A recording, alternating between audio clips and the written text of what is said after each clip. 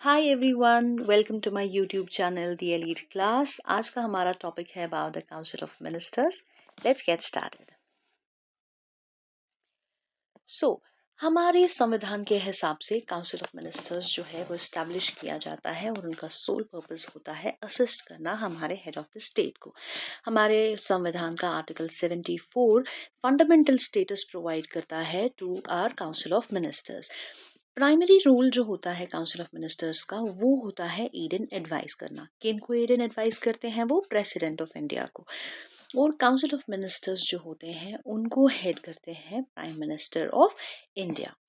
Moving forward, now we have a 3 tier structure in the council of ministers. ये एक single body नहीं होती है, ये एक ऐसी बॉडी होती है जिसको हमेशा हेड करते हैं प्राइम मिनिस्टर और बाकी के जितने मिनिस्टर्स होते हैं, जैसे फर्स्ट टायर पे हमारे पास सीनियर मोस्ट मिनिस्टर्स आते हैं, कैबिनेट मिनिस्टर्स। उसके नेक्स्ट पे मिनिस्टर्स ऑफ स्टेट आते हैं एंड सबसे जो जूनियर मोस्ट मिनिस्टर्स होते हैं वो हमारे डिप्टी मिनिस्टर्स होते हैं। कैबिनेट कैबिनेट जो होता है उसे न्यूक्लियस ऑफ पॉलिसी बोला जाता है। कैबिनेट में वो सारे मिनिस्टर्स आते हैं जो सबसे इम्पोर्टेंट मिनिस्ट्रीज होल्ड करते हैं, जैसे defence, external affair, finance, home affairs and many other important ministries. इनका मेन फंक्शन क्या होता है? इनका मेन फंक्शन होता है पॉलिसी मेकिंग का। ऐसी ऐसी पॉलिसीज बनाना, ऐसे डिसीजंस को लेना जिनकी वजह से हमारा नेशन जो है वो आगे बढ़ता है एंड ग्रो करता है। तो इनका मेन फंक्शन होता है पॉलिसीज फॉर्मुलेशन करना और डिसीजन मेकिंग लेना, बहुत इंपॉर्टेंट डिसीजन मेकिंग करना। Now comes the ministers of state and deputy ministers. इनका मेन काम होता है सपोर्ट करना जो कैबिनेट मिनिस्ट्रीज होती हैं, या उनके स्पेसिफिक काम जो उनको दिए जाए उनको अच्छे से मैनेज करना, ये उनका काम होता है। फाइन। तो मिनिस्टर्स ऑफ स्टेट जो होते हैं इनका ये थोड़ा सा मिडिल लेवल पे आते हैं। जूनियर लेवल पे हमारे डिप्टी मिनिस्टर्स होते हैं। तो मिनिस्टर्स ऑफ स्टेट जो होते हैं इनको इंडिपेंडेंट चार्ज भी दिया जा सकता है किसी मिनिस्ट्री का या किसी डिपार्टमेंट का, या तो इनको सिंपली किसी भी कैबिनेट मिनिस्ट्री से अटैच रख के काम किया जा सकता है। लेकिन डिप्टी मिनिस्ट्रीज में कोई भी इंडिपेंडेंट चार्ज उनको नहीं दिया जाता। या तो वो कैबिनेट मिनिस्ट्रीज के साथ अटैच करके काम करते हैं, या तो उनको मिनिस्टर्स ऑफ स्टेट के साथ रख के उनको काम करवाया जाता है। तो हमेशा डिप्टी मिनिस्ट्रीज जो होती है वो अटैच फॉर्म में काम करती है, उनको कोई भी इंडिपेंडेंट चार्ज नहीं दिया जाता। डिप्टी मिनिस्ट्रीज का प्राइमरी रोल होता है असिस्ट करने का, चाहे वो एडमिनिस्ट्रेटिव ड्यूटीज निभानी हो, पॉलिटिकल या पार्लियामेंट्री ड्यूटीज। मूविंग फॉरवर्ड, अब हमारे की आर्टिकल्स। तो आर्टिकल 74 हमें बताता है हमारे काउंसिल ऑफ मिनिस्टर्स का relation with the president.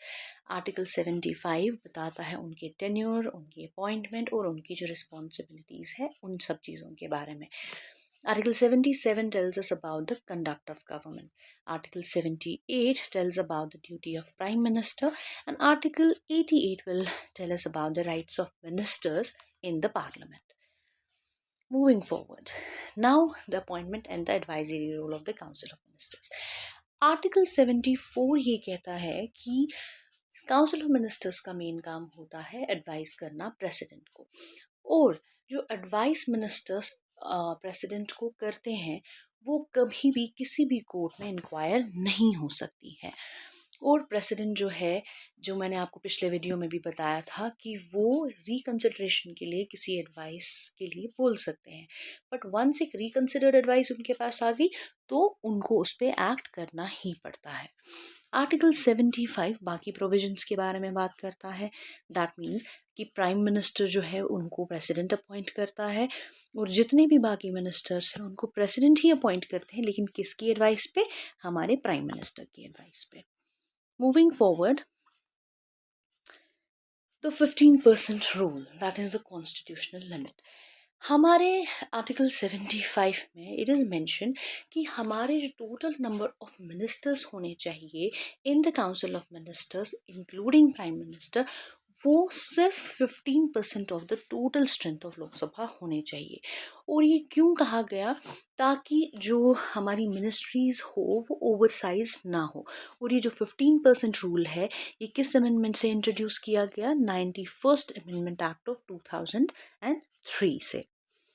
Moving forward now, parliamentary membership article 75 ये कहता है कि कोई भी मिनिस्टर है जो कि मेंबर ऑफ पार्लियामेंट होते हैं जब तक वो किसी एक हाउस के मेंबर होते हैं। अगर कोई मिनिस्टर है और कंटिन्यूसली 6 साल तक वो किसी भी हाउस का मेंबर नहीं है तो वो सीज हो जाता है टू बी अ मिनिस्टर, तो वो मिनिस्टर नहीं रहता अगर 6 महीने तक कंटिन्यूसली उसके जो किसी भी हाउस में कोई भी मेंबरशिप नहीं होती है। Conduct of business, that means president जो होते हैं वो रूल्स बनाते हैं ताकि ट्रांजैक्शन ऑफ बिजनेस जो है इन द गवर्नमेंट वो बना रहे ठीक से। आर्टिकल 88 वो बताता है जितने भी राइट्स हैं एक मिनिस्टर के in the parliament, that means हर एक मिनिस्टर जो है he has a right to speak, to participate in every proceeding, be it joint sitting, हर एक में कर सकता है। लेकिन जो वोट करने की उसकी जो राइट होती है वो सिर्फ उसी हाउस में होती है जिस हाउस का वो मेंबर होगा। फॉर इंस्टेंस कोई मिनिस्टर है वो राज्यसभा मेंबर है तो वो सिर्फ वोट अगर करना होगा तो वो सिर्फ राज्यसभा हाउस के थ्रू कर सकता है, ना कि लोकसभा के through. Moving forward now, accountability. Accountability ही है कि हम जानते हैं कि मिनिस्टर्स के पास बहुत सारे पावर्स होते हैं, लेकिन कहीं ना कहीं उन पावर्स को बैलेंस करना बहुत ज़रूरी है और उस पावर को बैलेंस करने के लिए उन पे रिस्पॉन्सिबिलिटीज़ डाली जाती है, उनको अकाउंटेबल बनाया जाता है जो पावर्स उन्हें दिए गए हैं उनके लिए। और आर्टिकल 75 ऑफ इंडियन कॉन्स्टिट्यूशन उनको ऐसी ही 2 रिस्पॉन्सिबिलिटीज़ देता है। कलेक्टिव रिस्पॉन्सिबिलिटी जो पूरे काउंसिल ऑफ मिनिस्टर्स की होती है towards Lok Sabha, and individual responsibility जो उनकी हर एक की अपनी इंडिविजुअली रिस्पॉन्सिबिलिटी रहती है हर एक मिनिस्टर की। Moving forward, the principle of collective responsibility, that means कि अगर वो उभरेंगे तो एक साथ और अगर डूबेंगे तो एक साथ, उनको कलेक्टिवली रिस्पॉन्सिबल रहना चाहिए, रहना होता है तो लोकसभा। जब तक उनकी लोकसभा में मेजॉरिटी होती है तो उनका जो है फंक्शनिंग बहुत स्मूथ चलता है। Once they lose that confidence, so मतलब उन्हें सबको रिजाइन करना पड़ता है। तो collective responsibility is also mention in article 75 of Indian constitution. तो हर एक को जो वोट ऑफ नो कॉन्फिडेंस अगर पास हो गया लोकसभा में उनके खिलाफ, दैट डजंट मीन कि सिर्फ एक ही जो मिनिस्टर है उसको बाहर किया जाएगा जिसके खिलाफ वोट ऑफ नो कॉन्फिडेंस होगा या प्राइम मिनिस्टर को निकाला जाएगा, नहीं, ये एंटायर काउंसिल ऑफ मिनिस्टर्स को जो है वोट आउट कर देता है। और उसका ये भी मतलब होता है कि जितने भी मेंबर्स हैं काउंसिल में सबको रिजाइन करना पड़ेगा।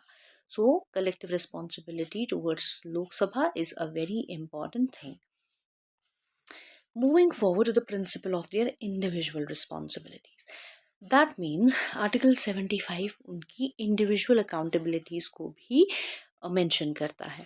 और हर एक इंडिविजुअल जो मिनिस्टर होता है वो तब तक ऑफिस में रहता है जब तक वो प्रेसिडेंट का प्लेजर है उनके पास। दैट मीन्स कि प्रेसिडेंट के पास पावर है, वो किसी भी वक्त किसी भी मिनिस्टर को बाहर निकाल सकता है और वो एडवाइस कौन करेगा उनको? Prime minister.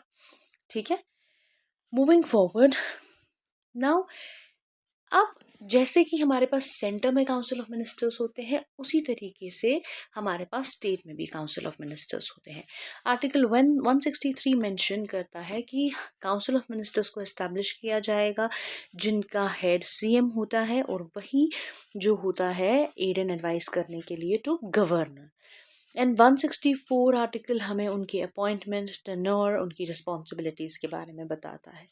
दैट मीन्स अगर हम बहुत आसान शब्दों में समझना चाहें तो सेंटर में हमारे पास काउंसिल ऑफ मिनिस्टर्स होते हैं, उनको हेड करते हैं प्राइम मिनिस्टर, और प्राइम मिनिस्टर जो होते हैं वो एडवाइस करते हैं प्रेसिडेंट को। और स्टेट लेवल पर काउंसिल ऑफ मिनिस्टर्स को हेड करते हैं चीफ मिनिस्टर, और अगर उन्हें रिमूवल ऑफ एनी मिनिस्टर वगैरह करना हो तो गवर्नर वहाँ पर जो है किनकी एडवाइस सुनते हैं, चीफ मिनिस्टर की एडवाइस, और उनकी रिकमेंडेशन पर वो उन सबको जो है वो निकाल देते हैं अगर चीफ मिनिस्टर ने ऐसा एडवाइस किया हो तो।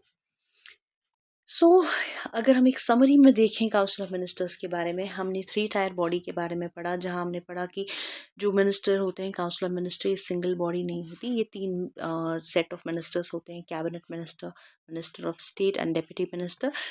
कॉन्स्टिट्यूशनल कोर के बारे में हमने आर्टिकल 74 एंड 75 के बारे में पढ़ा। 15% रूल हमने पढ़ा कि स्ट्रेंथ ऑफ मिनिस्टर्स सिर्फ 15% of the total strength of Lok Sabha से कम होनी चाहिए या इक्वल होनी चाहिए। एंड वी ऑल्सो सेट कि COMs जो हैं they hold a dual accountability towards Lok Sabha and their individual self as well. So with this is all about our lecture today. If you have liked my video, please do subscribe to my channel and show some love. Thank you so much.